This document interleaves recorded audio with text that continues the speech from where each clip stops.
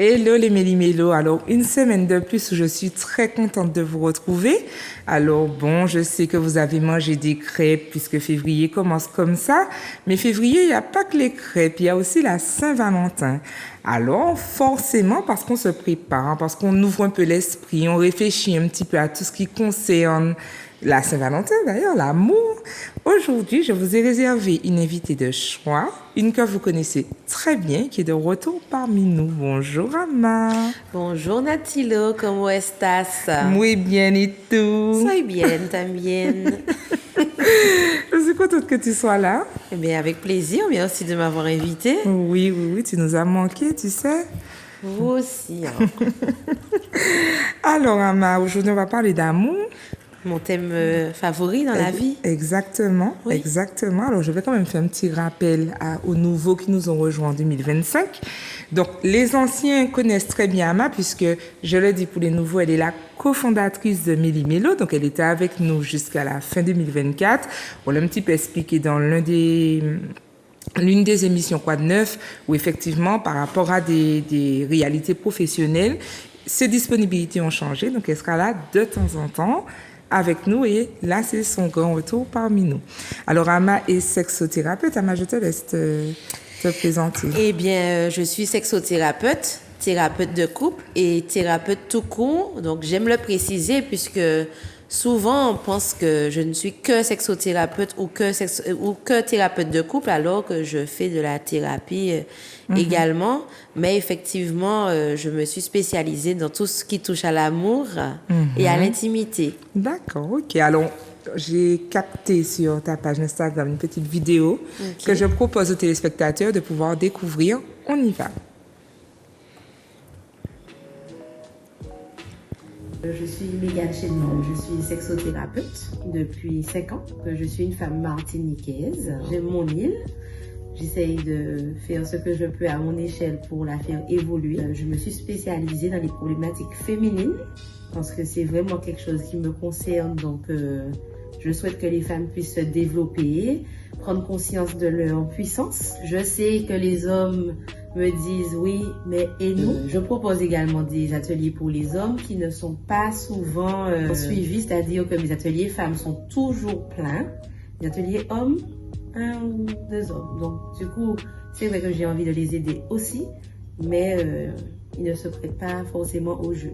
Donc, messieurs, j'ai un message pour vous. Sachez que ce n'est pas que un problème féminin. Donc, tout ce qui est contraception, tout ce qui est plaisir sexuel, tout ce qui est libido. Moi, je vous invite à participer à mes ateliers qui sont ludiques, amusants. C'est pas ennuyant. On s'amuse, on apprend. Et puis, vous ne serez que plus content dans vos relations privées et intimes. Vous pouvez voir ce que je fais sur ma page Instagram. Donc, c'est l'amour sacré avec un K, puisque c'est du créole. Vous verrez les dates des ateliers, vous verrez également des petits conseils que je publie également, des articles, des textes érotiques que j'écris moi-même également. Voilà, alors, on va parler d'amour. Oui, voilà, comme tu le disais, ton thème préféré. Et la question que j'ai retenue, c'est est-ce qu'on peut être amoureux pour la vie? Voilà, tu veux faire mal aux gens aujourd'hui? Ben écoute, je veux surtout les éclairer, je veux que les gens... Tu veux démêler le vrai du faux. Exactement, tu connais déjà le truc. Alors, la première question, c'est quoi le sentiment amoureux? Eh bien, le sentiment amoureux, c'est propre à quelqu'un qui ne fait pas partie du cercle familial, même si on ressent de l'amour pour ses proches. Donc, c'est de l'amour, on est amoureux. Ça choque les gens parce que souvent, on dit amoureux pour son partenaire ou sa partenaire. Donc, quand on parle justement de son ou sa partenaire, c'est un sentiment où on va avoir envie d'être avec cette personne régulièrement. On aura envie que cette personne se confie. On aura envie de se confier à cette personne-là. On aura envie de respecter cette personne-là. On aura envie d'avancer avec cette personne-là et de vivre avec cette personne-là. Ok. Et quelle différence tu fais entre justement le sentiment amoureux et l'amour? Eh bien, l'amour, c'est plus global, en fait. Le sentiment amoureux, c'est une sous-catégorie, même si ce n'est pas une catégorie plus nulle. Ouais. Je veux dire que c'est une partie de l'amour, puisqu'on ressent de l'amour pour son enfant. C'est pas le même amour qu'on ressent pour son partenaire. C'est pas le même amour qu'on va ressentir pour sa maman, pour son papa. C'est pas le même amour qu'on va ressentir pour son collègue. Parce que apprécier quelqu'un, c'est aussi de l'amour. D'accord, ok. Donc, la différence qu'on doit vraiment marquer entre amour et sentiment amoureux, amour, c'est l'amour en général, dans sa globalité. Et le sentiment amoureux, c'est lorsqu'il y a ce rapport amoureux, cette relation qui peut se créer. C'est ça. Et ça serait comment, ce sentiment amoureux-là? Ça vient d'où? Ça vient de quoi? Qu'est-ce qui fait qu'on peut être amoureux de son chéri et pas de son enfant, par exemple? Eh bien, c'est l'alchimie. Alors, il faut savoir que le sentiment amoureux, ce n'est pas que du feeling. Il y a aussi des paramètres scientifiques. Okay. Il y a aussi des paramètres, cette personne-là est compatible par rapport à tel ou tel phéromone, on va être attiré par cette personne-là. Par contre, le sentiment amoureux n'est pas obligé de se développer. D'accord, ok. Il y a d'abord un processus d'attirance, ok. Voilà, c'est ça. Pourquoi cette personne-là m'attire? Je ne sais pas. Je pense que vous connaissez ce cas de figure. Quand une copine dit « Ah, j'ai trouvé un gars, regarde, je te le montre. » Et toi, tu te dis... Gollum. Attends, Gollum. La fille trouve le gars beau. Ben voilà, c'est quelque chose qu'on ne peut pas expliquer. C'est l'alchimie qu'elle a ressentie à un moment particulier, à une période particulière. Et le sentiment amoureux se développe au fur et à mesure via les expériences. Ça peut être immédiat, dans une soirée ou dans un dîner. Cette personne-là, je ne sais pas ce qui m'arrive, mais je fais que penser à cette personne-là. Donc, ça se développe, c'est un sentiment qui se développe comme ça. Alors, je rebondis sur ce que tu dis. Il y a des personnes qui disent, enfin, on sent qu'ils sont déjà crocs. Moi, je dis crocs, un petit peu accro. Et quand on leur dit, ah, tu es amoureux, tu es amoureuse. Ça les rebute. Voilà. Et les personnes répondent, non, il me plaît beaucoup, elle me plaît beaucoup, mais je suis pas amoureux. Ils font la différence. Quelle nuance tu mets dans ça? Et est-ce que, justement, ces personnes-là ne se mentent pas elles-mêmes? Est-ce que c'est déjà être amoureux? Qu'est-ce que c'est? Eh bien, je ne vais pas dire que ces personnes-là se mentent à elles-mêmes, parce que peut-être que ces personnes-là ne sont même pas au fait de qu'est-ce que l'amour et qu'est-ce que être amoureux. Être amoureux, alors, il y a aussi l'éducation. Dans notre éducation, on nous dit d'observer avant, regarde si la personne c'est une bonne personne, et après, quand on aura rassemblé tous ces facteurs-là, on pourra dire, ah ben oui, là, je suis amoureux. Sauf que, à partir du moment où on a une alchimie avec cette personne, qu'on pense à cette personne, qu'on a envie de voir cette personne pour autre chose que des moments sexuels, on peut déjà parler, pas que pour autre chose, on peut aussi avoir envie de moments intimes avec cette personne, mais je veux dire pas que pour ça, je ne parle pas de l'obsession de Muntala Makeni, c'est pas de ce que je suis en train de parler. Eh bien, à ce moment-là, on peut déjà parler d'être amoureux. Et aussi, il y a une valeur à prendre en compte. On peut être amoureux pour 2 jours, on peut être amoureux pour 1 semaine, on peut être amoureux pour 1 an. Voilà, l'amour dans un couple dure environ 2 à 3 ans. Ok, bon, on va revenir sur cette information-là qui, ma foi, me semble très sensible. Mais c'est pour revenir sur ce que tu disais, où on peut déjà dire qu'on est amoureux. Je crois que c'est important de démystifier ça parce que même moi, j'ai du mal à reconnaître ce sentiment amoureux-là en me disant, bon, peut-être que je m'emballe, peut-être que non, c'est pas encore de l'amour, c'est juste de l'attirance. Et peut-être qu'il y aurait quelque chose à démêler à ce niveau, savoir que oui, effectivement, c'est un sentiment amoureux. Oui, et puis, faut dire que les réseaux n'aident pas, les copines, les cercles d'amis n'aident pas. Quand on dit, non, on n'envoie pas le premier message, ne fais pas ça. Ah non, faut pas faire ça. Le gars va voir que tu es fragile. Alors que si on a envie d'envoyer un message, on envoie un message. Ouais. Ça a deux sorties. Ça permet de montrer à la personne que oui, actuellement là, je m'ouvre à toi. Il faut aussi pouvoir se rendre vulnérable devant quelqu'un qu'on apprécie bien. Quand je dis vulnérable, pas fragile et se laisser cholpoter par la personne. Oui, bien sûr. Vulnérable dans le sens, je pense à toi, je pense à toi. C'est ça. Ne pas se dire, non, je vais faire une manipulation, parce qu'on tombe dans la manipulation lorsqu'on n'envoie pas le message et qu'on attend que l'autre envoie le message. Enfin, on connaît déjà la stratégie. Fais-moi l'en marcher. Voilà, pouvoir se dire que oui, je connais cette personne que depuis 2 semaines, mais je me sens amoureux. Okay. Là, actuellement. Je ne sais pas si ce sera demain ou après-demain, Mais pour l'instant, pendant que je parle là, oui, je me sens amoureux. Il n'y a pas d'inquiétude à avoir? Non. D'accord. L'inquiétude pourrait venir si jamais on devient obsédé par cette personne. Ok. Mais si l'amour est sain et que je prends du plaisir à sortir avec cette personne, à discuter avec cette personne, à partager des moments avec cette personne, je me sens en confiance avec cette personne, pour l'instant, pas d'inquiétude. Mais si après cette relation-là prend le dessus sur toutes mes autres interactions sociales, là, je peux me poser des questions. Et donc, du coup, la question sur laquelle je veux rebondir, c'est est-ce que le sentiment amoureux conduit systématiquement à de l'amour global? Non. D'accord. Ça, d'ailleurs, nos relations nous le prouvent. On peut avoir un coup de cœur, un crush sur quelqu'un. Donc, on a plein de mots pour ne pas dire je suis amoureux, puisque j'ai un crush sur un tel, je suis très attirée par un tel ceci, un tel cela, sauf qu'on veut pas mettre le mot amour, parce que c'est vrai que ce mot-là, c'est un mot qui porte quand même beaucoup de sens. Et puis, on a les dessins animés, on a les films romantiques, etc., qui nous expliquent que quand c'est de l'amour, c'est quelque chose...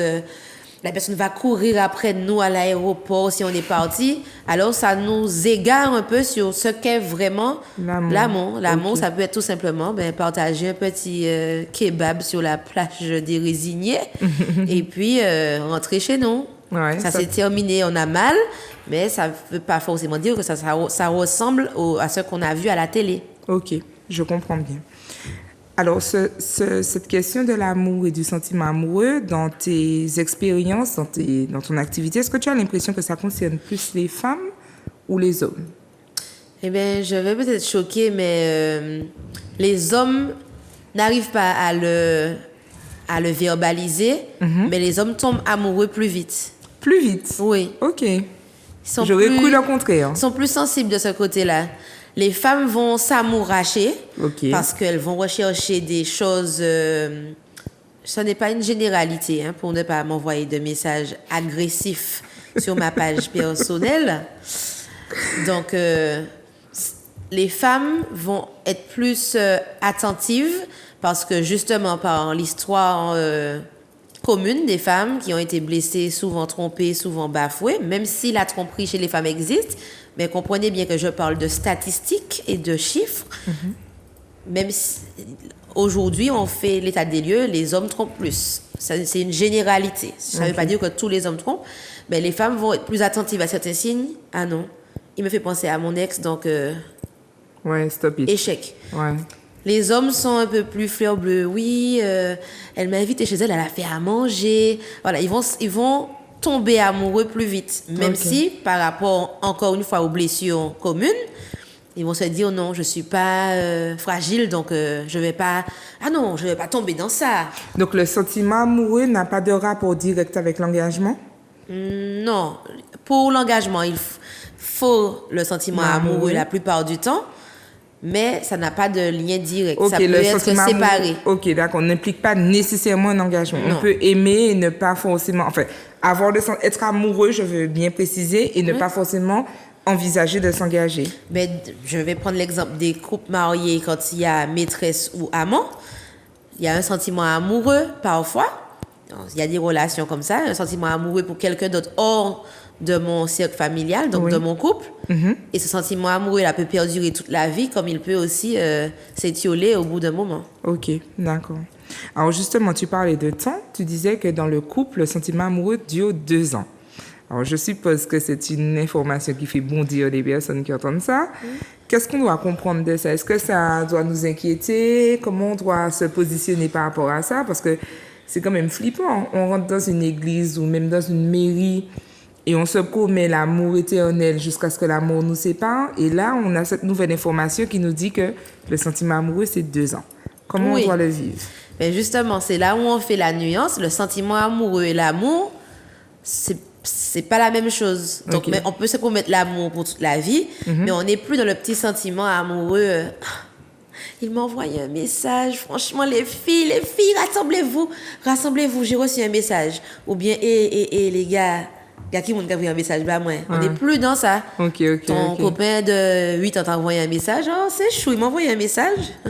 Donc, tu me disais, voilà, ça reste mignon, ça reste de l'amour, mais on n'est plus dans la phase de lune de miel, ce qu'on appelle la phase de lune de miel où tout est beau, les défauts sont beaux, et c'est là qu'il faut faire attention, d'ailleurs. Les défauts qui sont beaux pendant la phase de lune de miel, peut-être peuvent t'enrager après coup. C'est ça. Par exemple, je sais pas, au début, on peut dire ah oui, après le repas, elle rôte systématiquement. C'est trop drôle au début. Mais après, quand elle va faire ça devant ta maman, devant ton père, devant les enfants, ça peut devenir. Ça peut, hein, c'est pas obligatoire. Ça peut rester mignon toute la vie aussi. Hein, que ça soit la petite signature de la partenaire ou du partenaire. Mais ça peut aussi devenir ce qui enrage. Ok, d'accord. Et donc, est-ce que je dois comprendre que ce n'est pas grave si on n'est plus amoureux? Non. D'accord. Est-ce que les gens... Ne plus être amoureux ne veut pas dire que je ne t'aime plus. Ok, d'accord. Parce que j'ai l'impression aussi que lorsque les gens se confient, ils sont souvent inquiets. Ils disent, je ressens plus les papillons dans le ventre, je ressens plus, peut-être que je suis plus à ma place. Ils ont tendance à remettre en question tout le schéma familial, tout le schéma de couple, parce que justement, le sentiment amoureux n'est plus là. Qu'est-ce qu'on peut leur répondre à ces gens-là, du coup? Eh bien, de ne pas s'inquiéter. Les papillons dans le ventre, je prends l'exemple vraiment banal parfois de dire, quand j'achète un vêtement lundi, mardi, mercredi, jeudi, vendredi, samedi, je suis super excitée de mettre ce vêtement. Mais quand je récupère ce vêtement-là dans l'armoire 2 ans après, ça peut arriver que je me dise, mais j'étais sous drogue quand j'ai acheté ce vêtement-là ou quoi? Alors qu'à un moment de ma vie, ce vêtement-là, c'était mon excitation première, je cherchais une occasion à mettre ce vêtement. Ça ne veut pas dire que ce vêtement-là, je ne vais plus jamais le remettre. Ouais, je comprends. Donc, c'est un exemple banal pour expliquer que les papillons dans le ventre, ça se cultive déjà. Donc, je peux créer de nouvelles occasions de me faire des papillons dans le ventre ou ma partenaire peut aussi créer des occasions de me donner des papillons dans le ventre. Ok. Mais faut aussi rester lucide sur le fait qu'on ne peut pas rester obsédé parce que là, ça devient de l'obsession. Si toute notre vie, elle m'a envoyé un message après 10 ans, waouh, elle m'a envoyé un message, mon Dieu, ça devient de l'obsession. Et puis j'imagine que ça a aussi des conséquences sur le couple, que ce soit quand ça devient de l'obsession, que ce soit quand le sentiment s'étiole. Est-ce qu'il n'y aurait pas... Alors, dans Méli-Mélo, on est là pour démêler le vrai du faux, donc forcément, on est là pour éveiller les consciences, se rééduquer à certaines choses. Est-ce qu'il n'y aurait pas un moment où entre couples il faut en parler, ou comment ça doit se gérer, parce que j'essaye de me projeter et de m'imaginer où je ressens encore ce sentiment amoureux et je vois bien que mon partenaire n'est plus comme au début. Comment je dois interpréter ça? Est-ce que c'est bon de lui demander de raviver la flamme? Enfin, comment je dois vivre ça? Et est-ce qu'il y a matière à s'inquiéter? Tu nous dis que pas forcément, parce que le sentiment amoureux n'est pas l'amour global. Mais celui qui se dit, mais c'est pas possible, moi je l'aime toujours autant, ou j'ai toujours ces papillons-là, et je sens bien que lui, il n'est pas comme avant, comment je dois le vivre? Eh bien, déjà, ça devient un peu de l'interprétation aussi. Peut-être que la personne, au bout d'un moment, n'est plus en lune de miel, mais elle aime toujours son partenaire. Maintenant, là où on doit prendre le train, c'est de créer des moments pour toujours maintenir la flamme. Ok. Donc, c'est-à-dire que ce ne sera plus comme au début, c'est-à-dire qu'au début, on a l'excitation, on n'a jamais vu la personne nue. Oui. Donc, ça, c'est déjà une excitation. On n'a jamais vu les parents de la personne. Si les parents sont décédés, on n'a pas cette information-là. Donc, il y a une curiosité, une macrée latitude qui fait que j'ai envie d'aller voir cette personne-là pour connaître sa vie. J'ai envie de savoir c'est qui cette personne-là. Mais quand je connais tous les éléments... Voilà, la motivation n'est plus la même. Il faut trouver autre chose. Et pour trouver autre chose, ça peut être des choses, pas forcément besoin de dépenser beaucoup d'argent, parce que quand j'en parle, on me dit, oui, mais il faut avoir les moyens. Si on a les moyens, faites un voyage, pas en Guadeloupe, pas à Saint-Martin, pas à Sainte-Lucie. C'est la même chose. Quelque chose pour changer vraiment du tout au tout. On ne va pas là. Ou alors, on fait quelque chose qu'on n'a jamais fait. On loue un véhicule qui a une benne derrière, on va dormir... Voilà. Ouais, sous les étoiles. Je vois. On se met d'accord sur quelque chose. Il y a bien des choses qu'on partageait au début qu'on ne fait plus parce qu'on est tombé dans la routine. Et je pense que ce n'est pas moi qui l'apprends aux téléspectateurs. La routine tue tout. Mais pas seulement les couples. Pas seulement les couples, ok. D'accord. Donc, ça disparaît. Est-ce qu'on peut conclure sur le fait que la disparition d'un sentiment amoureux peut impacter négativement le couple? Oui, bien sûr. D'accord. Si le couple n'arrive pas à rebondir, par exemple, moi, il faut savoir aussi que le sentiment amoureux est fluctuant, par exemple. Donc, ça veut dire que je peux rester 6 mois en me disant, oui, j'aime mon partenaire, j'ai pas envie qu'il me quitte, j'ai pas envie qu'il meure, je me sens très bien avec mon partenaire, mais là, actuellement, je ne me sens pas en sentiment amoureux. Ok. Et ce qui fait que tu es sereine par rapport à ça, c'est le fait de savoir que c'est normal, finalement. Et c'est justement à ce moment-là qu'on adopte des comportements sains pour soi-même, puisque quand j'analyse mes propres comportements et que je me connais et que je comprends que, bon, ben là, je suis pas en phase de lune de miel, c'est comme ça ne veut pas dire que j'aime pas mon partenaire, je me sens sereine. Ouais, pareil, voilà, quand en face de moi, mon partenaire, je le sens très amoureux lundi, mardi, mercredi, et puis jeudi, bon, ben, je suis pas là. Pour avoir un comportement sain en me disant, bon, ben, voilà, on a vécu un bon petit moment, on s'aime toujours, ça ne veut pas dire qu'on ne s'aime pas. Et donc, des deux côtés, ça empêche les partenaires d'aller chercher ce sentiment amoureux-là ailleurs. Ailleurs, parce que finalement, c'est normal. Et que même s'il le trouve chez quelqu'un d'autre, à un moment donné, ce sentiment amoureux va s'étioler aussi avec parce qu'il n'y a pas d'amour. Voilà, ok, d'accord. Donc, encore plus vite, alors. Voilà. Ok, je comprends bien. Et donc, tu nous disais que ce sentiment amoureux, il est fluctuant, il vient, il repart. Oui. Tu as dit que pour le faire revenir, c'est des petites attentions, c'est... Ça dépend du langage de l'amour. Nous avons fait une émission sur les langages de l'amour. Avec les 5 langages. Voilà, donc c'est pas forcément des petites attentions matérielles, ça peut être aussi des moments partagés. Et quand je dis moments partagés, ça peut être aussi regarder un film. Ouais. Ça fait longtemps, mais attends, ça fait au moins 6 mois qu'on n'a pas regardé de film ensemble. Allons au cinéma. Ouais. Ça peut être ça, juste ça, parce que on va souvent chercher des explications très loin. Ah, ben je sais, je vais organiser un voyage à Prague, me winner, puis en fait, la personne, c'est pas ça, son langage de l'amour. C'est ça. Et puis, bon, je voudrais rajouter aussi qu'il y a aussi une évolution qu'il faut accepter, ou du moins accueillir.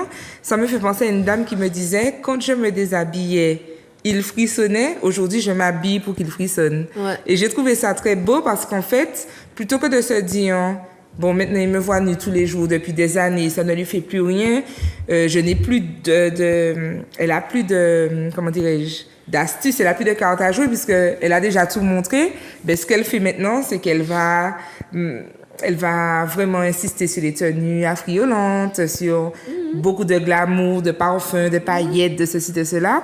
Et elle retrouve un petit peu, justement, cette énergie du début par un effet contraire, en fait. Oui, exactement. Voilà. Et il ne faut pas que cette personne-là s'étonne si dans 5 ans encore, il faudra faire le contraire, puisque ça deviendrait une habitude, finalement, de l'avoir habillée. Exact. Donc, elle pourra aussi changer. Donc, rien n'est figé, et ça c'est dans toutes les choses de la vie.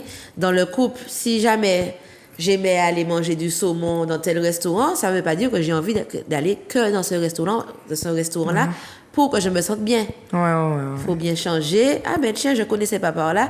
Et c'est une erreur de penser que parce que j'ai connu quelqu'un qui aime ça, cette personne-là va aimer ça toute sa vie. C'est ça. Tout le monde évolue, et s'il n'y a pas d'évolution, il faut encore se poser des questions. On a d'ailleurs une question comme ça qui parle un petit peu de l'évolution.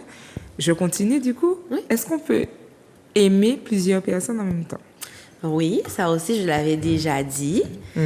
Mais ça, c'est vraiment très controversé. Oui, on peut aimer plusieurs personnes à la fois.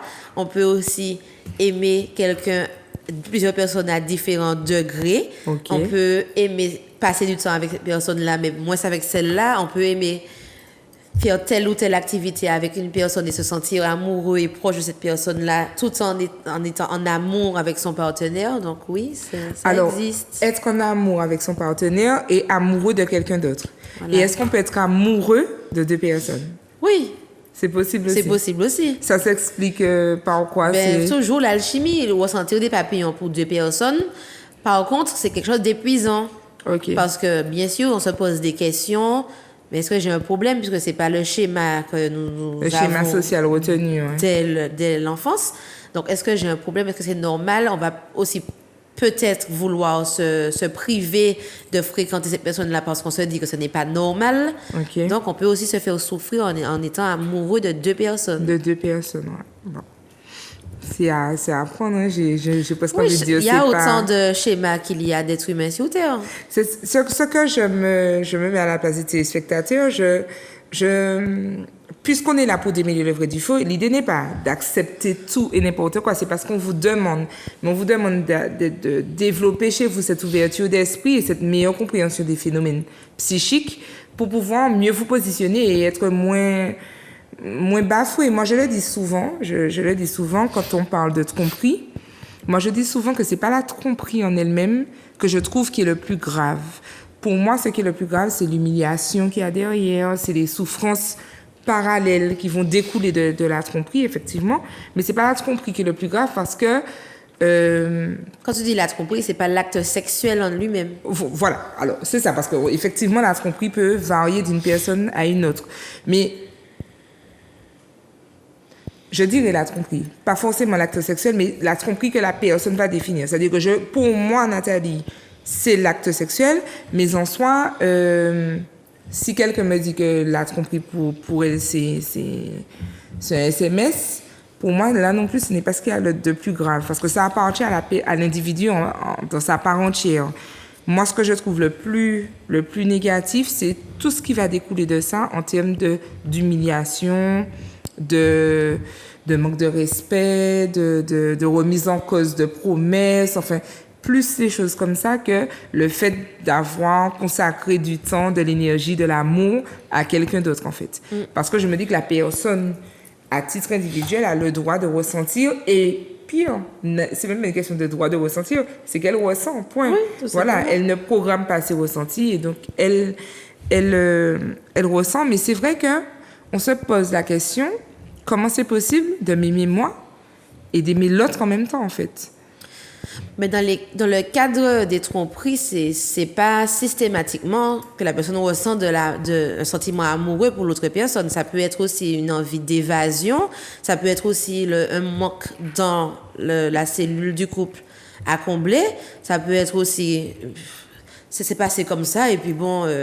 et donc, ça voilà. Ne se répand pas seulement par raviver le sentiment amoureux? Non. Ok, d'accord. Donc, c'est les gens qui veulent à tout prix reconquérir le cœur parce que la personne est partie voir ailleurs, par exemple, ce n'est pas forcément la solution. Voilà, et puis c'est pas forcément le cœur qui est parti, surtout. Ok, d'accord. Ça peut être aussi, la personne aime passer du temps avec cette personne parce que il y a des conversations que je ne peux pas avoir dans ma cellule familiale que je peux avoir avec cette personne.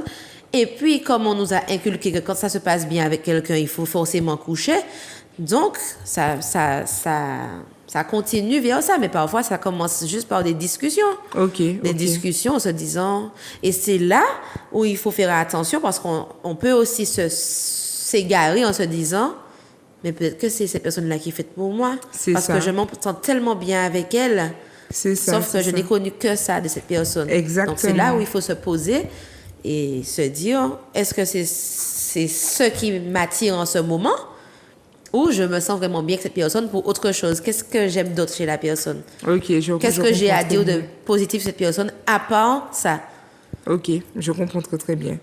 Alors, on a Marilyn Urbain, qui est une sexologue et qui dit, donc j'ai pris un petit extrait d'un article qu'elle a mis dans le magazine Santé, qui dit « Le couple n'est pas une évidence, c'est une entreprise.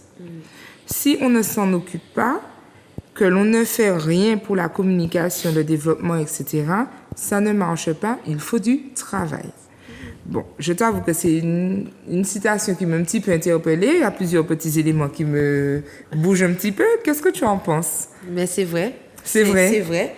Parce que, comme je dis, je pense de mes observations que les histoires cachées de nos grands-parents, parce qu'on nous disait pas la réalité des relations.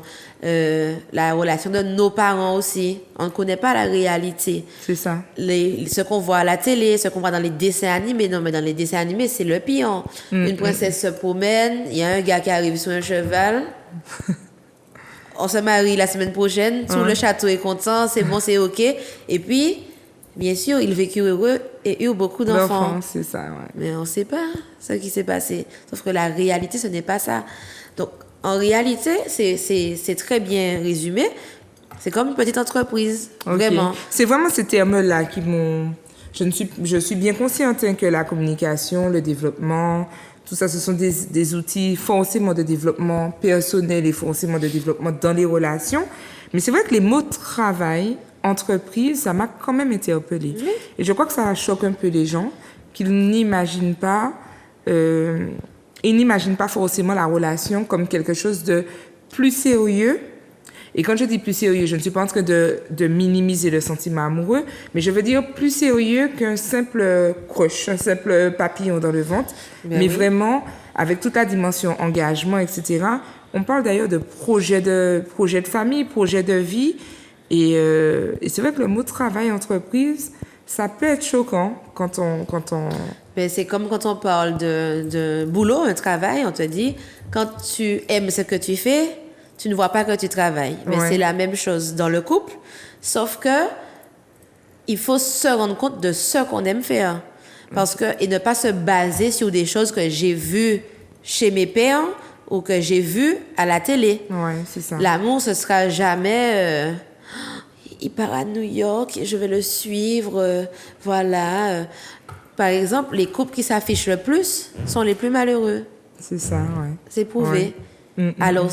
Et comme par hasard, c'est que qu'on voit. Donc, forcément, exactement. Et les couples qui sont heureux vont voir ça et se dire, mon couple a un problème. Exact. Alors qu'ils n'ont pas de problème. C'est ça. Parce qu'ils se basent sur un couple qui fait semblant d'être heureux. Attention, je ne suis pas en train de dire que tous les couples qui s'affichent sont malheureux. Je suis en train de dire qu'il y a une étude qui prouve que plus les couples s'affichent, plus ils ont des choses à prouver aux yeux des gens. Et je rebondis sur et ça ne veut pas dire qu'il faut cacher son couple, hein. Faut faire la différence. Tu vas nous en dire plus pour l'histoire de cacher, mais je rebondis sur ce que tu dis et c'est très important, surtout avec cette nouvelle ère d'Instagram où effectivement, moi, je suis sur Instagram, je vois des couples goals, des couple goals. Hein? Tu peux dire les deux. Je peux dire les deux. Donc, des couple goals, des couples influents, où je vois des mariages très rapides, des vies extraordinaires. Et tu te demandes où est ton prince charmant qui te marie dans la semaine? Alors bon, j'ai un petit peu de recul puisque mon métier me permet d'en avoir et puis je suis avec toi régulièrement. Mais je veux dire, effectivement, je me dis, mais c'est super dangereux parce que les gens s'imaginent que c'est à ce que ressemble un couple. L'amour. Que c'est à ce que ressemble l'amour et on voit bien que les personnes ne se connaissent pas. Les personnes sont dans des comportements stéréotypés qu'ils reproduisent parce que c'est ce qui est le bon comportement. Alors moi, il y a un truc qui me choque vraiment, mais par-dessus tout, c'est je vais faire à manger pour mon mari parce que... Enfin, il est fatigué. Et j'entends ça de plus en plus dans des jeunes couples, surtout avec les influences religieuses, où les jeunes femmes se disent il est amoureux de moi et il va pas me tromper et il sera là avec moi parce que je fais à manger, parce que je suis belle, parce que je suis en talons même si je suis enceinte jusqu'au cou, parce que je suis... Voilà, il y a toute cette influence erronée, selon moi, qui est distillée et qui fait croire aux gens de l'extérieur, aux gens qui regardent, que c'est ça le bonheur, c'est ça être amoureux, c'est ça avoir un couple qui dure, et je trouve ça dangereux. Oui, c'est dangereux, mais aussi, il faut aussi être conscient qu'il y a plusieurs types de couples. Il y a le couple qui se met en couple par amour. Il y a le couple qui se met parce que c'est stratégique. Il y a le couple qui se dit, avec cette personne-là, j'irai loin dans mon projet professionnel. Et ils sont heureux aussi, ces gens-là. Ouais. Il y a des gens qui ont fait ce choix-là et qui se sentent heureux. Voilà, c'est ça. Qui se sentent heureux. Maintenant, pour les couples qui ont envie de vivre l'amour, il y a des choses à faire. Et ce n'est pas forcément ça. Si dans le couple, on se dit que ça me rend heureux, est-ce que je peux faire la concession au moins une fois par semaine de faire à manger pour mon chéri? Si ça ne me force pas, que je ne me sens pas en train de faire un sacrifice et que ça peut faire plaisir, pourquoi pas? Ouais. Maintenant, se dire que l'amour ne va jamais finir par ce que je fais à manger, là, ça devient dangereux. Là, c'est un autre problème. Voilà, c'est ça. OK, je comprends bien. Donc, effectivement, des concessions pour le bien de son foyer, des gestes aussi simplement pour faire plaisir à l'autre, oui. Même si ça ne nous intéresse pas directement, mais ça fait plaisir à l'autre. Donc, pourquoi pas, mais pas de sacrifice ni de stéréotype, en fait. Exactement. OK, ce n'est pas... Mais c'est vrai que le terme travail m'avait... C'est la deuxième fois pour cette année 2025 où la question de l'entreprise revient. Quand on avait reçu Marie-Jo qui nous parlait des finances, elle nous disait que la première entreprise, c'est la famille, c'est à la maison, c'est le foyer, c'est comment tu gères ton foyer. Et là, encore aujourd'hui, on a cette deuxième citation qui nous rappelle effectivement que le couple se gère aussi comme une entreprise. Donc, qui dit comme une entreprise, c'est en tenant compte vraiment de tous les paramètres matériels, financiers, moyens humains, qui est-ce qui rentre et qui sort de notre foyer, de notre couple, enfin, de tous ces aspects-là, quoi. Et puis, tellement c'est vrai... Par exemple, les couples qui vont faire, je vais dire, les wheel de vivre que d'amour, c'est-à-dire que tout est beau, tout est rose, à un moment, ils se retrouvent face à un gouffre en se disant, mais c'est qui cette personne à côté de moi? Je ne connais pas cette personne. Parce qu'on était jusqu'alors aveuglés par le sentiment amoureux, justement. En se disant, non, c'est un signe, je pense. J'avais prié pour ça. Il est arrivé à ce moment-là, donc... C'est lui, forcément c'est lui, sauf qu'il y a les questions de l'argent qui arrivent, gestion du foyer, on fait une famille ou on fait pas une famille. Oui, moi je veux, mais moi je ne veux pas. Donc là, on se rend compte que ça bloque. Quelle est ta vision de la famille, quelle est la mienne? Voilà, c'est ça. Donc, c'est très beau l'amour. Moi, je suis une amoureuse de l'amour, mais lorsqu'on justement, on tombe amoureux de quelqu'un et qu'on a l'impression, en tout cas, que cette personne-là est aussi tombée amoureuse, on peut déjà commencer à poser les bases de la future entreprise qui sera une famille. Et quand je dis famille, ça ne veut pas dire avec des enfants forcément. Même si on est marié ou pas, à partir du moment où on est ensemble, on est une famille. Qu'est-ce que tu penses du fait, enfin, des relations où les couples sont fusionnels? Ils sont vraiment l'un sur l'autre, tous ensemble, enfin, toujours ensemble, du moins. À la limite de ne fonctionner, je sais pas moi, par exemple, un seul véhicule dans le foyer, on s'attend l'un et l'autre pour faire telle ou telle activité, je ne pars pas en voyage sans toi. Enfin, qu'est-ce que tu penses de ce mode de fonctionnement-là? Eh bien, si dans ce couple-là, les personnes concernées se sentent bien, tant mieux. Mais d'expérience, je sais que c'est pas un schéma qui se termine forcément bien. Même si... Comme je dis, il y a autant de possibilités qu'il y a d'êtres humains sur Terre. Donc, il y a certainement des couples qui fonctionnent comme ça et qui fonctionnent très, très bien. Qui se disent que c'est parfait, que c'est génial, que ça me va. Je ne me sens pas étouffée, je ne me sens pas délaissée, donc c'est parfait pour moi. Par contre, si c'est quelque chose qui est induit par un seul partenaire dans le couple, ça peut poser problème au bout d'un moment. Lorsque l'autre personne sort du sentiment amoureux, justement, parce que... C'est toujours à peu près le même schéma. On rencontre quelqu'un, on met sur pause famille et amis parce qu'on se concentre sur cette personne-là. Sauf que lorsqu'on a besoin de reprendre sa vie, soit l'autre, pareil, reprend sa vie, mais on est amoureux, en tout cas on s'aime, ou soit l'autre se dit non. En fait, non, tu sors je pas sans devais moi. être ta priorité. Tu ne sors pas sans moi, tu ne fais pas ça, tu ne fais pas ça, tu ne faisais pas ça, je te reconnais pas. Et ça crée un déséquilibre de fou. Exactement. C'est ça. Alors, on l'a bien compris, Ama, on ne doit pas craindre le fait que le sentiment amoureux soit fluctuant, qu'il évolue. On peut en avoir besoin par moment, d'autres moments on peut s'en passer parce que la vie ne nous met pas dans une situation aussi importante. J'ai quand même 2 questions, selon moi, importantes avant qu'on passe aux questions des abonnés. C'est, puisque le sentiment amoureux va et vient, puisqu'il est légitime à titre individuel, est-ce que quand on décide de se mettre en couple avec quelqu'un, notamment pour de la longue durée, est-ce qu'on doit avoir peur de l'infidélité?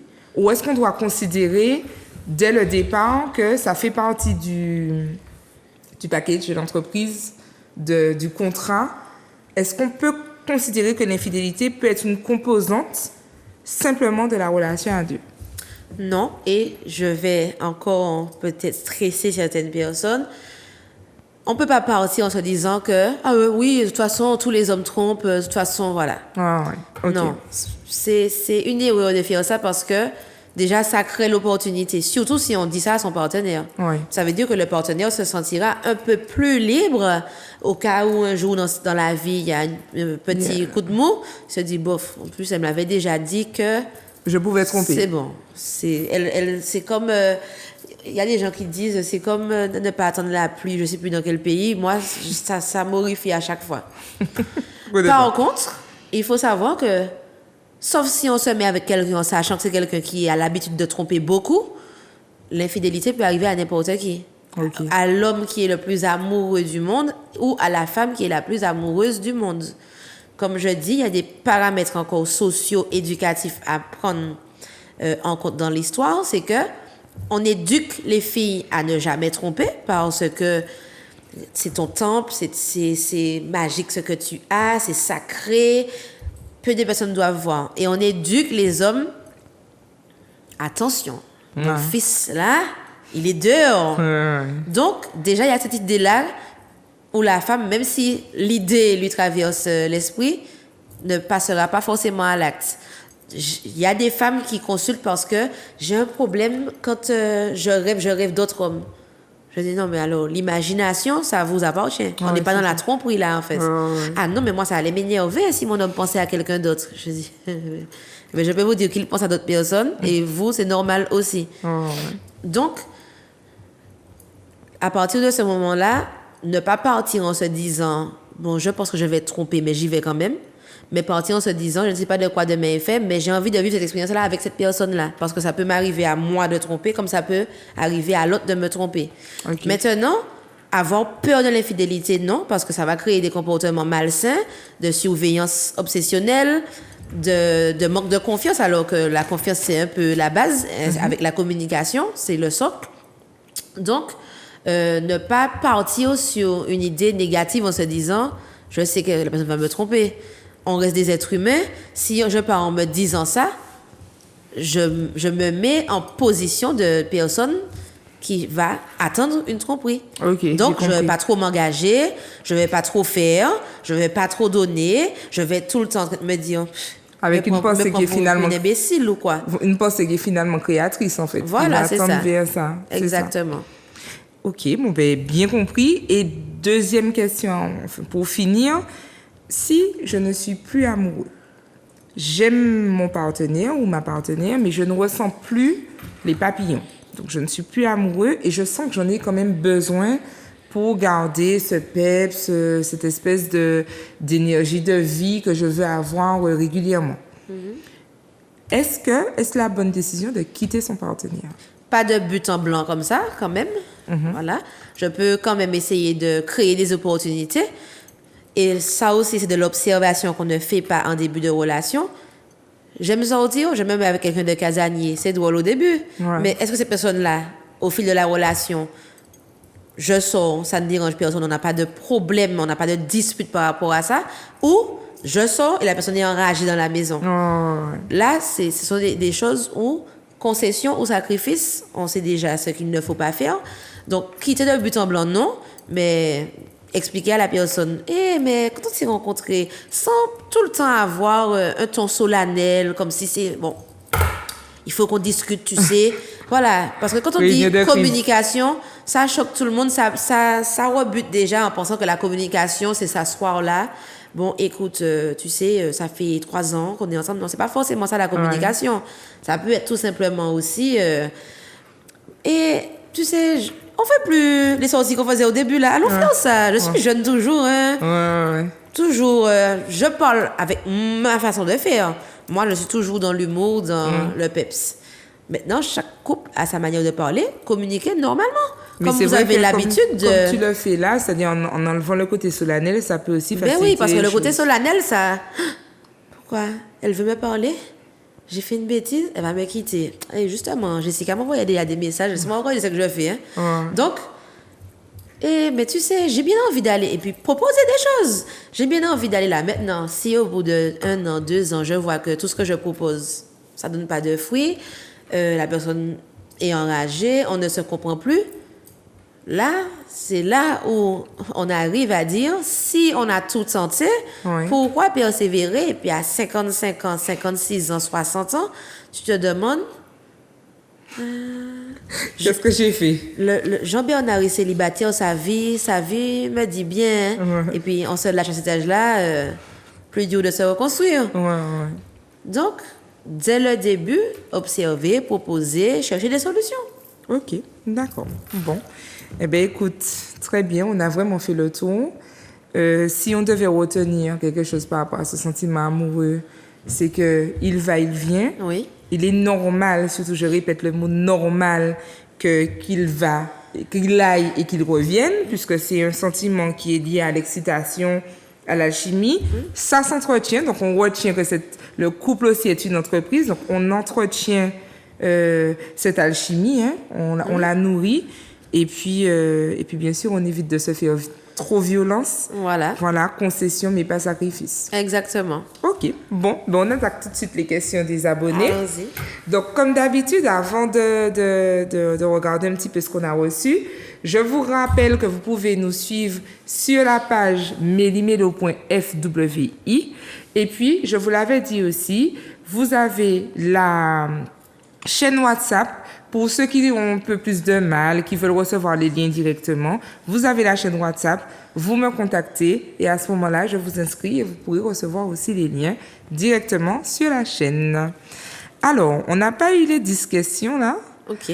mais on en a quand même quelques-unes. Donc, on y va tout de suite. On a Sophie qui nous dit « Il y a des années que je ne l'aime plus, pourtant j'ai le sentiment de ne pas pouvoir vivre sans lui. Je ne sais pas quoi penser de ça. » Ben là, c'est complexe comme question parce que, bon, j'ai pas d'éléments autour. Je ne sais pas si c'est de la dépendance affective. Je ne sais pas si c'est un sentiment erroné en se disant que je ne l'aime plus parce que je n'ai plus les sentiments, mais en fait, j'aime ma personne. Donc, Sophie, il faudrait creuser plus la question pour comprendre. Je vois ce que tu veux dire. Donc, Voilà. on ne sait pas si c'est je ne l'aime plus ou je ne suis plus amoureux. Voilà. C'est je ça, ne sais ok. pas. Ne plus aimer quelqu'un, c'est quand même... comment dire, un état très avancé.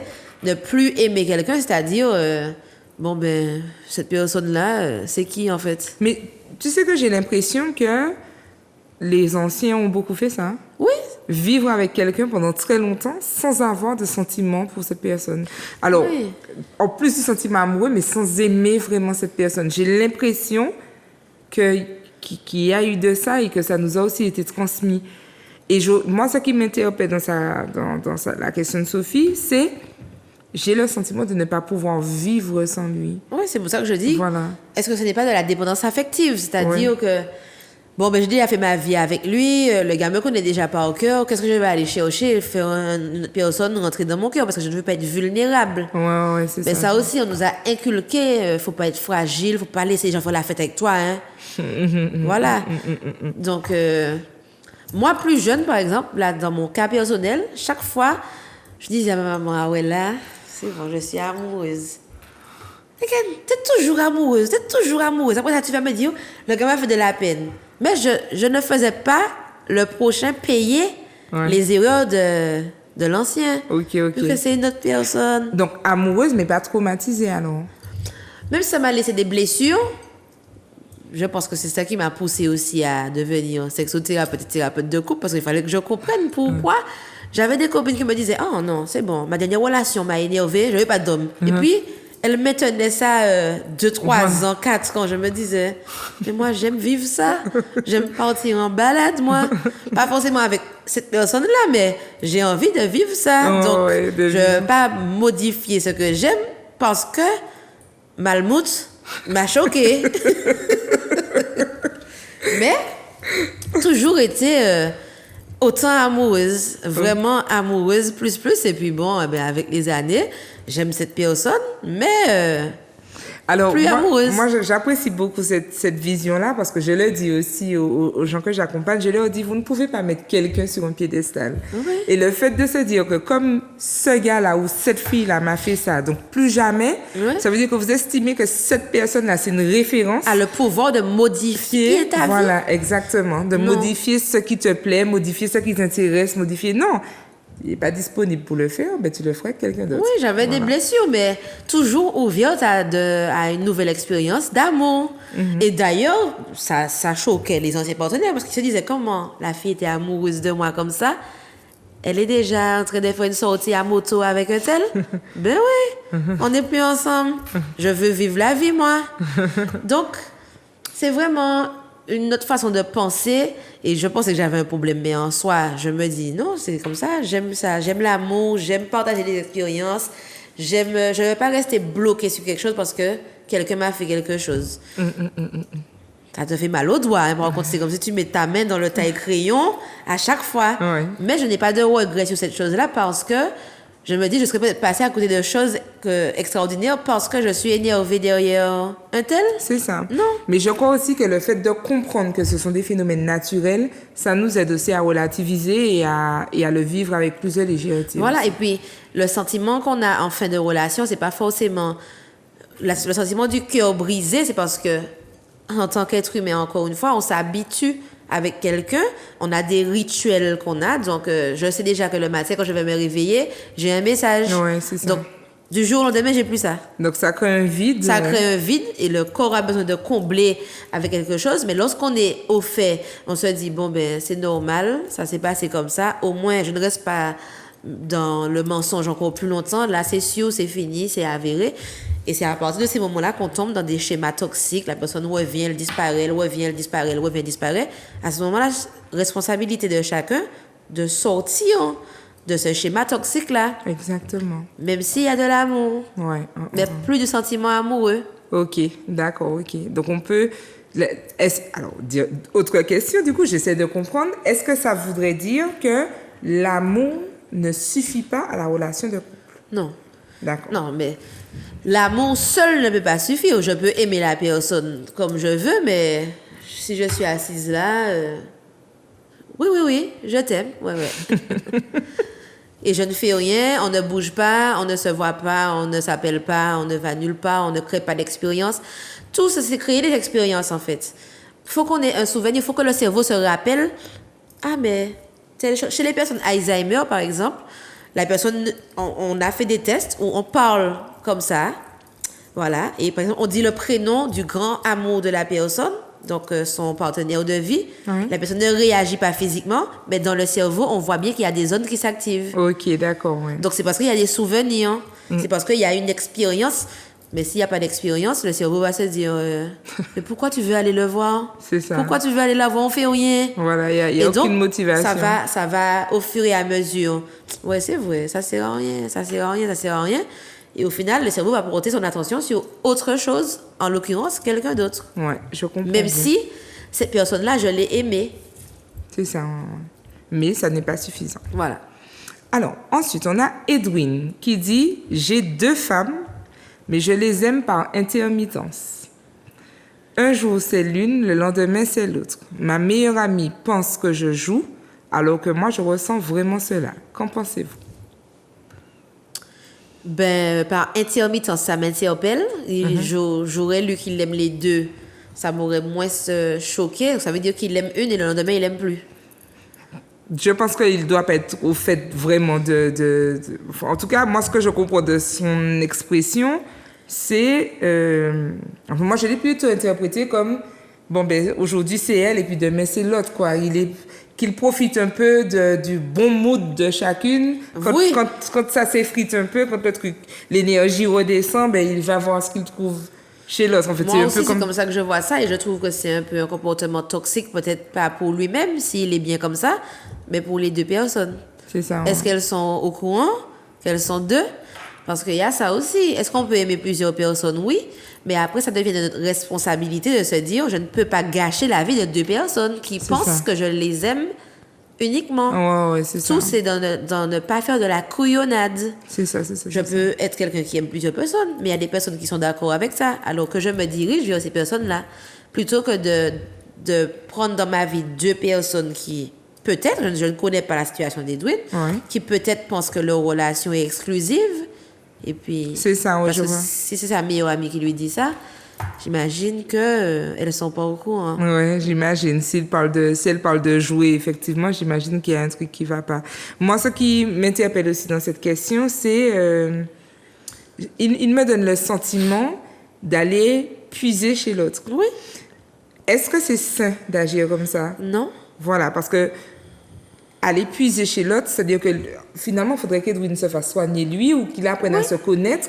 et qu'il soit plutôt dans une relation de partage plutôt que d'une relation d'aller pomper. Parce que si je puise, et puis quand je sens qu'il n'y a plus rien à récupérer, je vais de l'autre côté, c'est bien parce que, en fait, il m'a vraiment donné, quand j'ai lu sa question, j'ai vraiment eu le sentiment que la personne récupère tout ce qu'elle a récupéré. D'un côté, c'est bon, il n'y a plus, il va récupérer de l'autre pour satisfaire son besoin d'énergie et de vitalité. Oui. Et puis finalement, ça laisse justement à la première le temps de se refaire puisque elle est traumatisée. Elle a été déplumée. Donc du coup, j'ai trouvé qu'il y avait ce oui, rapport je trouve un aussi. peu... Et puis, je ne sais pas si c'est aussi un problème d'ego. Peut-être que ça doit faire plaisir à Edwin d'avoir 2 femmes officielles aussi. Peut-être, ouais, mais il faut penser aux 2 femmes. Donc, comme je dis, être aussi ça peut-être dérange. dans une constance. Parce que là, je sens vraiment le côté intermittent. Oui, c'est ça. Donc, est-ce qu'elles sont d'accord? Il y a plein d'éléments. Est-ce qu'elles sont d'accord? Est-ce que c'est acté? Mais pourquoi? Et même si c'est acté, pourquoi un jour l'une, un jour l'autre? Voilà, c'est ça. Il y a plein de questions que je me pose. Mais ça peut être aussi de la flatterie à son ego. Donc, peut-être pas du jeu, parce que Edwin n'est pas conscient lui-même de l'état de la relation, mais ça peut être aussi une blessure antérieure qu'il essaye de combler en ayant ce comportement. Ok. En général, un être humain se suffit à lui-même tout seul. Un partenaire, c'est un petit bonus parce que nous sommes des êtres qui vivent en société et que c'est bien d'avoir un partenaire à la maison. C'est bien d'avoir quelqu'un... Ne pas parler, ça peut nous rendre fous. Ouais, c'est donc, ça. Avoir quelqu'un avec qui on peut interagir. C'est pas ne pas parler, ne pas interagir. Ça peut rendre un être humain fou. C'est ça. Et en peu de temps. On t'enferme dans une pièce une semaine, c'est bon. Tu peux déjà avoir des symptômes de folie. D'ailleurs, il y a même une étude qui montrait que quand un bébé naît, s'il reste sans interaction, on peut lui mettre une sonde qui l'alimente et qui l'hydrate. S'il n'y a pas d'interaction, le bébé peut mourir. Oui. C'est qu'il a vraiment besoin qu'on le touche, qu'on lui parle, qu'il ait vraiment une interaction sociale pour se sentir vivant, en fait. Voilà. On a Anonyme qui dit « Je tombe très facilement amoureux et puis paf, tout s'épuise. Ça m'embête car je n'arrive jamais à m'inscrire dans quelque chose de durable. » Non. Là, c'est pas tomber amoureux. Sûr. Ok. On peut pas tomber amoureux tout le temps. On peut tomber amoureux vite. Ok.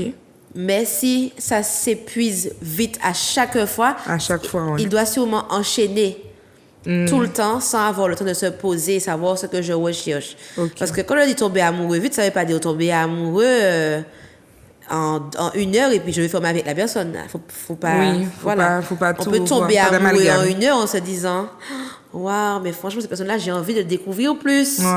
Et découvrir plus. Mais il y a aussi effectivement des personnes qui pensent tomber amoureuses ou amoureux et puis qui vont faire des projets très rapidement avec la personne et puis ça n'ira nulle part. Ok. Ça, c'est pas la même chose. Ça, c'est une blessure qu'on essaie de combler. C'est un peu se rassurer que je plais toujours. C'est se rassurer que... Je suis capable. Je peux. Voilà. Je peux. Et puis, c'est souvent des personnes qui n'ont pas été bien aimées dans l'enfance. Ok. Donc, ils vont donner beaucoup d'amour, beaucoup d'amour vite. Comme ça, on me remet beaucoup d'amour. Puis bon, quand j'ai vu que j'ai eu l'amour, ben... J'ai eu ma dose, donc c'est bon. En fait, non, c'est pas mon style. C'est pas mon style, ça. Cette relation-là, c'est pas mon style. Donc, plus un trauma qu'autre chose. Voilà, et puis ces personnes-là auront plusieurs styles de partenaires. On va jamais comprendre. Les gens posés, les gens excentriques, les gens... La personne, c'est un caméléon. Elle est bien que tout le monde. Je vois très bien. Je vois très bien. Ensuite, on a Jojo qui nous dit « J'ai tout quitté, femme et enfant, pour ma femme actuelle. Elle me donnait des ailes et comme j'aime dire, elle m'a retourné le cœur. Ça fait maintenant 20 ans que nous sommes ensemble et alors que tout se passe très bien, chaque fois que je fais le point, je réalise que la seule femme que j'aime est ma première femme. C'est bouleversant à chaque fois parce que justement, avec ma première femme, ça ne se passait pas bien. » Bon, le propre de l'être humain, c'est d'avoir des regrets. Donc, l'être humain fait partie des seuls êtres qui ont des regrets. Okay. Donc, bien sûr, on n'est jamais content de ce qu'on a là. On va se dire que, ah oui, mais dans cette relation-là, mon ex-femme ne faisait pas ci, elle faisait pas ça, elle faisait pas ci, elle faisait pas ça. Mais attention à ne pas tomber dans le piège de refaire le bilan de ma nouvelle relation et de comparer avec l'ancienne relation. quand on compare, on va toujours trouver des éléments qui ne collent pas. C'est ça, ouais.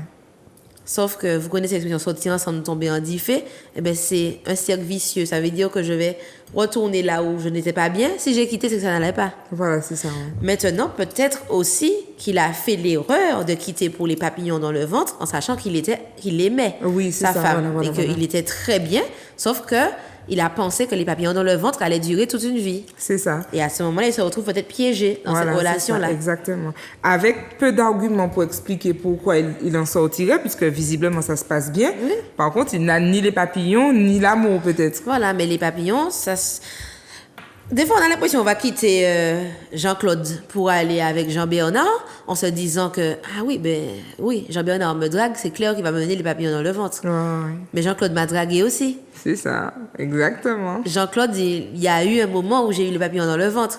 Donc, qu'est-ce que je n'ai pas fait chez Jean-Claude, ce que je ferai de plus avec Jean-Bernard?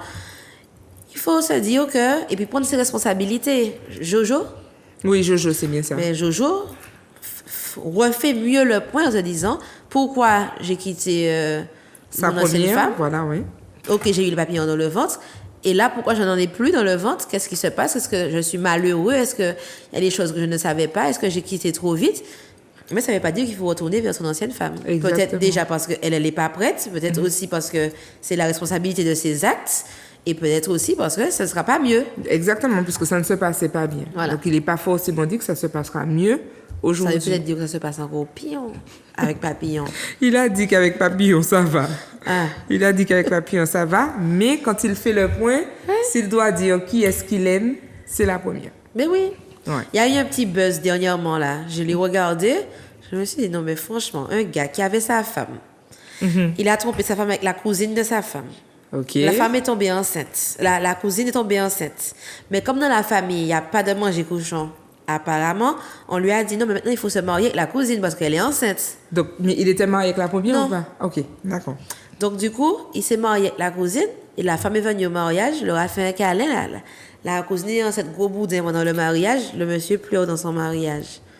Ah non. En La cousine... Martinique? Mais non, Ah, je ne vais pas d'accord. raconter ça comme ça. OK. Non, mais ça, je me suis dit, vraiment, il y a des histoires dans le monde, c'est choquant. La cousine est malheureuse, la femme est malheureuse, le monsieur est malheureux. Voilà, ils sont tous les trois malheureux. Mais c'est finalement. une conséquence. Ouais. Mais la femme va se reconstruire. Je l'ai senti quand même très fière dans la vidéo. Oui, elle va se reconstruire et c'est ce qu'on lui souhaite. Mais j'irai plus loin sans pour cela casser les codes. J'aurais souhaité à ces trois personnes-là de n'être ni avec l'un ni avec l'autre. Enfin, que chacun soit en phase et qu'on ne fasse pas des choix. Et c'est bien qu'on parle d'amour, de sentiments amoureux. C'est bien qu'on ait parlé du fait que ce soit une entreprise.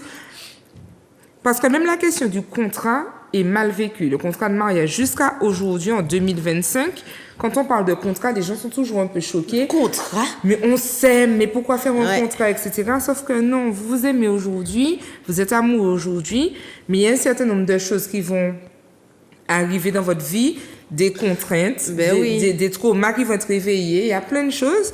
Et il est même, je vais dire, je le dis comme ça en tout cas, c'est même un acte respectueux que de se poser, de se dire, OK, on fait un Oui, contrat. c'est ça. Pour que tu saches vraiment ce que je suis prête à accepter, ce que je ne suis pas prête à accepter, où est-ce que je vais, que je puisse, moi, évoluer dans ma vie sans crainte, ne pas tomber dans les coups bas parce que justement, je suis protégée. Je prends le cas, par exemple, de l'entrepreneuriat.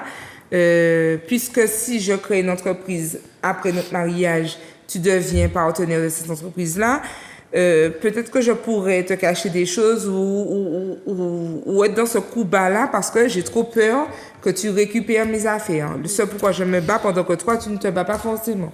Donc, vaut mieux avoir un contrat. Vaut mieux se protéger. Et du coup, on est moins suspicieux, on se sent moins attaqué, moins agressé et on est plus... Et puis ça ne retire pas l'amour. Exactement. Parce que là encore, imaginons on est de l'amour, on a l'impression que comme on est amoureux, eh ben, toi c'est moi c'est toi.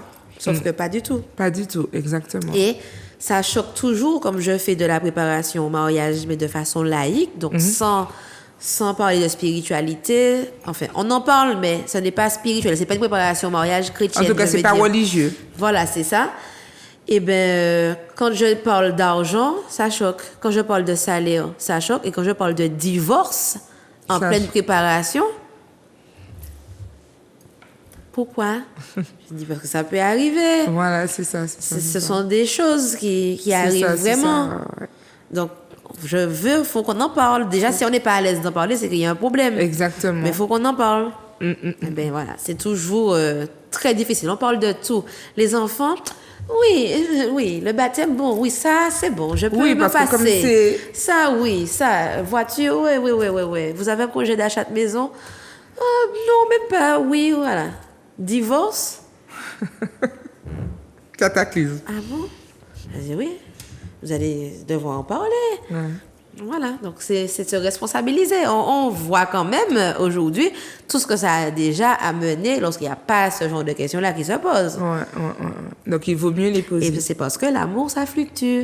Ah ben, tiens, tu as anticipé sur la question suivante. C'est Estelle qui dit « Moi, je suis de la génération Disney, j'ai 38 ans et je n'entends qu'une chose autour de moi, divorce. Mais pour autant, nos parents restent mariés jusqu'à la mort. C'est quoi la recette ?» La recette, c'est qu'on avait appris à nos parents à se purger. Oui, il y a des couples de parents qui sont heureux. Ça existe. Mais ça existe également. Il ne faut pas se cacher les yeux ni faire l'autruche. Ça existe aussi les couples qui sont restés mariés par convention parce qu'on est déjà mariés. C'est ça. Pourquoi je ne vais pas divorcer? Puis Dieu n'a pas dit ça. Donc, je vais pas divorcer. Ouais. Des femmes, moi, je trouve ça super violent. Des femmes qui vont te dire mais moi, savent que tel café Tibaili, moi, savent ça. Hein? Ouais. Mais il a rentré dormir en Kaila. Voilà. Je me dis. C'est moi qui est ne officiel. rentre pas, en fait. Ouais. Carrément. C'est ça. Voilà. C'est ça. Et d'ailleurs, il y a même des discours où on invite les jeunes filles à reconsidérer leurs exigences. D'accord. En leur disant que si elles sont trop exigeantes, elles ne vont trouver personne. Ouais. Elles vont trouver personne pour faire leur vie. Elles vont... Il y a plein de mots, hein, d'ailleurs, dans notre vocabulaire qui, moi, me choquent. Même quand... Comment tu vas faire pour refaire ta vie? Ça, c'est un mot qui me choque. C'était ta vie. Refaire ta vie. Refaire quoi? C'est pas refaire, c'est continuer ma vie. Et puis rencontrer quelqu'un d'autre. Voilà, mais pas refaire ma une vie. Voilà, c'est ça. Oui, et donc, les mots aussi sont assez violents, hein, parce que, effectivement, on se dit, ouais, le divorce, non, et puis on nous inculque, comme tout à l'heure, là, on en a parlé, mais on sait déjà que les hommes trompent, hein, donc tu peux pas quitter un homme parce qu'il t'a trompé. Alors, c'est vrai que c'est très subjectif ce que je vais dire, ça n'engage que moi, et la notion de respect, c'est propre à chacun, tout comme la notion des cadeaux, des langages de l'amour, qu'est-ce qu'une tromperie. Mais c'est vrai que dans cette génération-là, encore une fois, je répète que ça n'engage que moi, je trouve que il y a un peu plus, selon moi encore une fois, de manque de respect. C'est-à-dire que j'ai l'impression, sans bien connaître les générations d'avant, mais en tout cas du peu que je connais, que les couples tenaient un peu plus longtemps parce qu'il y avait quand même cette espèce de sacralisation du couple marié. Qui aujourd'hui, il n'y a pas que la tromperie, il y a aussi le manque de respect, il y a aussi le manger cochon, voilà comment je veux le dire.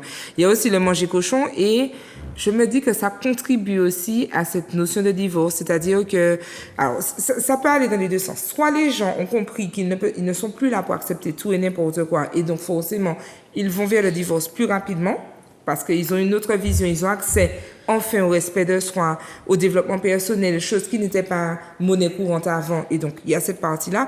Mais il y a aussi le côté où aujourd'hui, certaines tromperies prennent des proportions où...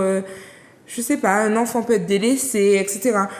Si je prends le cas de quand j'étais adolescente, au collège, au lycée, on n'était pas forcément au courant de qui le papa d'un tel fréquentait ou est-ce que le papa d'un tel se présentait. Enfin, il y avait quand même certaines choses qui étaient un peu cachées. Et aujourd'hui, j'ai l'impression que des fois, on peut trouver un peu plus de... Ça peut être peut-être une impression, mais... Moi, je pense que c'est un leurre.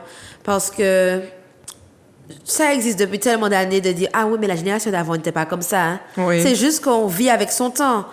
Là, on est dans la vingtaine, pardon. On est dans la vingtaine, toi et moi. Donc, on est dans la vingtaine. On est au fait des choses qui se passent dans notre génération. Fraîchement 20 ans. Oui, fraîchement 20 ans.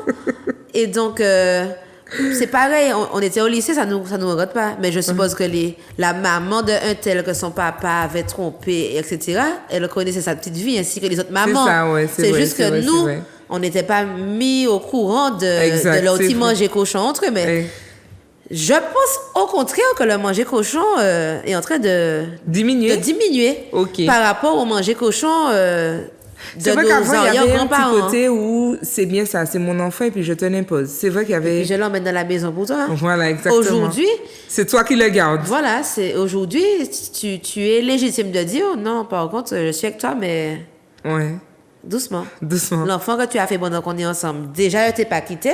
Je ne Ouais. veux pas que l'enfant vienne chez moi et puis C'est vrai. personne n'a le droit de venir te dire ah, quand même, l'enfant n'a rien demandé, mais moi non plus, je n'ai Oui. rien demandé. Aujourd'hui, c'est plus légitimité de C'est dire vrai, ça, ce que alors tu dis. qu'avant, C'est vrai, c'est ou vrai. c'est un maman, c'est ça qu'on dit en Chiang-Mai, Ouais. ou c'est en femme.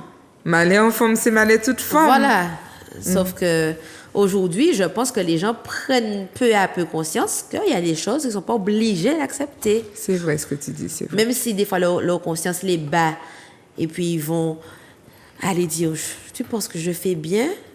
Ce qui est bien, c'est que quand c'est bien pour moi. Ouais, Voilà. Quand tu ne peux pas être stressé dans ta propre maison, tu ne peux pas être stressé dans ton propre véhicule et tu ne peux pas être stressé dans ton propre argent. Donc, Ouais. est-ce que je prends une bonne décision? Oui. C'est ça. On continue avec Bobby qui dit « Je pense qu'on ne peut pas s'aimer pour la vie car la personne que l'on est au début de la relation n'est pas la personne que l'on est 2 ans après, 3 ans après, 5 ans après. » Bon, je pense que Il y a Bobby... une partie qui est vraie, mais une partie qui est fausse. C'est ça. On peut apprendre à aimer ou on peut aimer chaque nouvelle évolution de son Pokémon. Oui.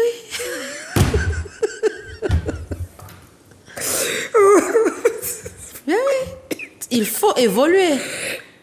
C'est le propre de l'être humain, il faut évoluer. On ne peut pas rester stagné à 17 ans. Mais admettons que tu m'as rencontré à 17 ans, effectivement. À 17 ans, je pouvais mettre 500 € sur une paire de chaussures. Tu m'avais manqué. Tu m'avais manqué. Donc oui, effectivement, Bobby, son Pokémon. Oui, on peut aimer toutes les phases de son Pokémon rare. D'accord. Ok, Bien d'accord. sûr. Et puis qu'ils ne confondent pas non plus, puisque bon, Bobby a vu le début. Voilà, sentiment amoureux et amour. aimer. Voilà. Voilà. Donc il sera peut-être pas tout le temps amoureux. Ça voudrait mais- dire que si jamais tu m'as rencontré à 75 kilos et puis après je fais 102, tu m'aimes plus. Alors, j'ai changé.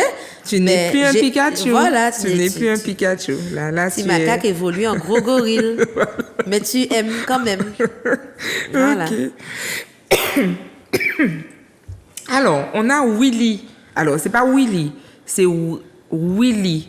C'est réel en anglais. Ah, ok, oui. Voilà. alors. Ah, oui, Ali. Willy. Ok. Willy. Ok, Voilà. ok, On a ok. Willy qui dit au bout d'un moment, il faut se demander si c'est important. Ok. L'amour ne paie pas les factures et ne remplit pas le frigo. Ce n'est pas l'amour qui détermine si vous resterez toute votre vie avec quelqu'un. Eh bien, c'est ce que je disais dans l'émission. Il y a des gens qui se mettent ensemble par stratégie financière parce que c'est ça leur vision de l'amour. Ok, voilà, c'est ça. Pour eux, c'est ça leur vision du couple surtout. Pour eux, le couple, c'est trouver quelqu'un qui va t'épauler. Toi-même, tu vas l'épauler. Ils sont un peu dans le style coach sportif. On est ensemble, on est trop beau, on est trop bien. On avance. J'ai pas d'argent. Elle a pas d'argent. Ou bien on a tout l'argent, mais on a les mêmes projets, on fait les mêmes choses. C'est super, c'est génial. On est efficace. Mais il y a des gens qui aiment bien aussi la vie bohème, la Ouais, vie. c'est ça. l'amour, Après, on n'est pas obligé d'être tranché non plus. C'est-à-dire Oui. qu'il dit, au bout d'un moment, il faut se demander si c'est important. Moi, je pense que ce n'est pas suffisant. C'est clair qu'on ne Oui, vit pas c'est d'amour sûr. et d'eau fraîche. C'est clairement pas suffisant. On peut s'aimer beaucoup et puis d'autres paramètres beaucoup plus weirly, justement, sont plus marquants. Par contre, je crois que c'est quand même important qu'il y ait un peu d'amour dans le foyer. Parce que, est-ce que Non, ça ne serait non, pas... non. C'est important qu'il y ait de l'amour tout court. Tout court. L'amour n'est pas suffisant à lui seul, Ok. mais l'amour déplace des montagnes quand même. Ok. Ok. Avec l'amour, on trouve des solutions. C'est ça. Quand on n'a pas trouvé les solutions, on peut se dire que je ne vais pas perdre mon amour propre pour moi-même dans cette relation. Exactement. Mais quand j'aime quelqu'un, j'aime cette personne-là, je vais trouver des solutions. C'est ça, c'est Mais ça. si je ne trouve pas, c'est que il y a quelque chose de mieux qui m'attend. Ok. Et trouver des solutions, c'est pas en 3 secondes. Pour les couples qui se disent déjà, la semaine dernière, je lui ai demandé, ça n'a pas marché, donc c'est qu'on n'est pas fait pour être ensemble. C'est ça, Trouver c'est des ça, solutions, c'est ça. c'est un travail, c'est un séjour, c'est une croisière de développement du couple. Exactement. Et d'ailleurs, si on doit faire écho à l'entreprise, ben, l'entreprise, c'est 3, 5 ans, 7 ans. À chaque fois, il y a des projets sur 3 ans minimum. Voilà, et c'est aussi le cap du couple. 3 ans, 7 ans. 3 ans, C'est 7 ans. 2 endroits très tumultueux Ok. dans le couple. Ok. On termine avec Liviane qui dit « Je viens de fêter mes 15 ans de mariage et je vous assure que je l'aime comme au premier jour. Il faut soigner ses relations. » Eh bien, franchement, c'est très bien la dernière question, puisque c'est exactement ça. Aimer quelqu'un comme au premier jour, ça veut dire que Lisiane, elle a trouvé l'astuce avec son chéri ou sa chérie, où ils ont des moments qui réactivent à chaque fois les papillons en se disant non, mais c'est pas vrai, Ouais. c'était mon mec, c'est ma meuf. Eh bien, voilà. Eh bien, c'est tout ce que je souhaite à tout le monde, c'est de trouver des astuces où pendant 15 ans, 20 ans, 40 ans, qu'on trouve des moments où on se dit non, mais j'ai bien choisi. Franchement, Voilà, c'est ça, ouais. c'est cette personne-là que je voulais. Mais ça, c'est quelque chose qui se travaille. Ce n'est pas quelque chose qui est inné. Ça ne coule pas de source. C'est ça, ouais. La personne ne te connaît pas par cœur. Toi-même, tu ne te connais pas par cœur. Exact. Donc, forcément, tu es obligé à un moment de trouver une façon de faire entre ton équilibre vie personnelle, vie professionnelle, vie de couple. Et s'il y a des enfants, Vie de bagaille parents. chaud. Mais il faut trouver un équilibre entre ces trucs-là. Ouais, Donc, voilà. C'est ça. Et ne pas faire d'amalgame non plus. Voilà, exactement. Voilà, ne c'est pas ça. confondre ça rentre dans ça rentre dans ça. C'est vraiment un travail. Ben oui. Ok. Eh bien, écoute, on a fait le tour des questions. J'espère que ça vous a plu. Là, maintenant, on va attaquer les bons plans. D'accord? Donc, le bon plan que j'ai retenu pour vous pour cette semaine et pour poursuivre un petit peu, parce que vous aurez forcément des questions un peu plus personnelles. Donc, je vous propose de découvrir la page Instagram de l'Amour Sacré qui vous propose tout plein de choses. Vous verrez en images. Il y a aussi un petit son. Je vous laisse écouter. Juge ça, la Oui. durée, Oui. Donc, c'est vraiment une pression. J'ai kiffé son style, oh oui,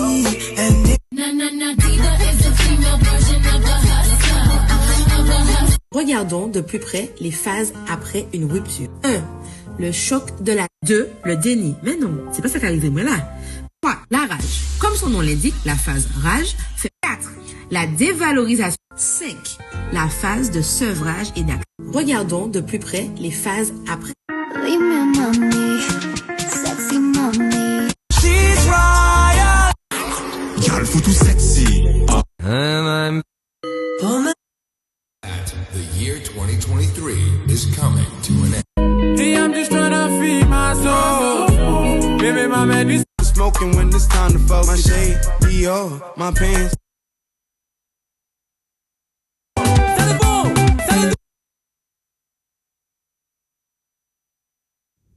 Hello tout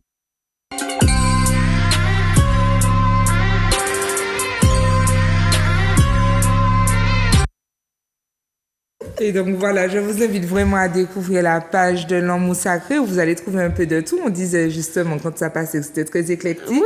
Donc aussi bien dans les relations, survivre un gros poil. On fait vraiment... Et tout sur le ton, vraiment... De l'humour. De l'humour, parce que c'est un peu ma signature. Je m'interdis de rentrer dans des moules qui ne me plaisent pas, faire des sacrifices. Donc, en fait, c'est aussi pour rendre accessible certaines informations que j'ai et puis que j'ai C'est envie ça. de partager parce que, justement, parce qu'on pense que c'est quelque chose de très solennel, on n'a pas envie de s'embarquer dans quelque chose de très solennel alors que ça peut se faire de façon tellement simple. C'est ça. Donc, ça. c'est un peu ça. Et puis même si c'est très sérieux, je crois que pour redonner sa valeur légère au phénomène, si je reparle du sentiment amoureux, comprendre que ce n'est pas quelque chose de, comme tu disais, solennel, de bien strict, de bien là, etc. ça permet de mieux vivre les choses Voilà. et d'être moins... Sous pression. Exactement. Alors, est-ce que tu peux nous rappeler tes coordonnées, comment faire si on veut prendre rendez-vous avec toi? Vas-y, dis-nous tout. Alors, si quelqu'un souhaite prendre rendez-vous avec moi, la personne peut me contacter soit sur ma page Instagram, donc l'amour sacré avec un K, puisque c'est du créole. Je crois que ce sera ma nouvelle gimmick. Parce qu'on me dit souvent, je te trouve pas. Donc, c'est avec un K. Oui, l'amour voilà. sacré. Ou par téléphone, 06 96 61 16 24, via WhatsApp de préférence ou via SMS de préférence, parce que j'ai rarement l'occasion de prendre les appels. Par contre, je réponds toujours aux messages et au WhatsApp. Alors, dès que je peux. le numéro de Donc, téléphone. le 06 96 61 16 24. OK. Bon, ben, Ama, on a fait le tour. Oui. Merci d'avoir été présente. Ah ben, merci Je sais à que toi. tu es un petit peu moins disponible ces temps-ci, mais enfin, j'ai réussi à te capter. Donc, je suis très contente. On va quand même, pour clôturer, partager avec les téléspectateurs la citation que tu as retenue pour cette émission. Et c'est une citation de Gandhi. Alors, on l'attend à l'image. Eh ben, c'est vivre comme si je devais mourir demain et apprendre comme si je devrais vivre toujours. Voilà. Donc, en fait, pour toi, c'est... Eh bien, pour moi, c'est ne pas se prendre au sérieux tout le temps. C'est se dire que, et si demain je meurs, mais en gardant quand même à l'esprit que je ne vais pas forcément mourir demain, donc je ne vais pas faire des choix qui peuvent mettre en péril Ouais, c'est ça. la pérennité de ma vie. C'est ça. Mais profiter, saisir les occasions, et que ce soit dans le couple, au travail, dans la vie de tous les jours, s'ouvrir au monde. Un petit exercice que je vous donne, mettez-vous en tête, par exemple, si vous sortez, si vous allez dans un centre commercial, appliquez-vous à sourire à au moins 10 personnes dans votre moment où vous êtes sorti. Juste souriant. Ouais. Pour que... Vous me connaissez? Non, pas du tout, je vous ai souri. Voilà. Ah, mais merci. Mettre de la joie dans le cœur des gens, parce qu'on est tellement tout le temps avec la tête dans des réflexions. Donc, c'est pour ça que j'aime cette citation-là.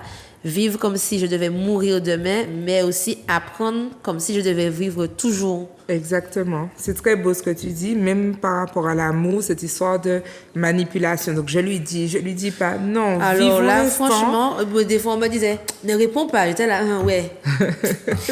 Alors, oui, je vais pas faire semblant avec moi, je vais pas répondre. Et puis, qui est-ce qui est en stress? Oui. Si ça se trouve, la personne est en train de vivre sa meilleure vie, mais moi, Voilà, je c'est suis ça. en stress, donc je réponds. Voilà, Je c'est ça. réponds. Si jamais je devais mourir, Exact. et puis je meurs avec ma gorge gonflée, j'ai pas dit que j'avais à dire? Non.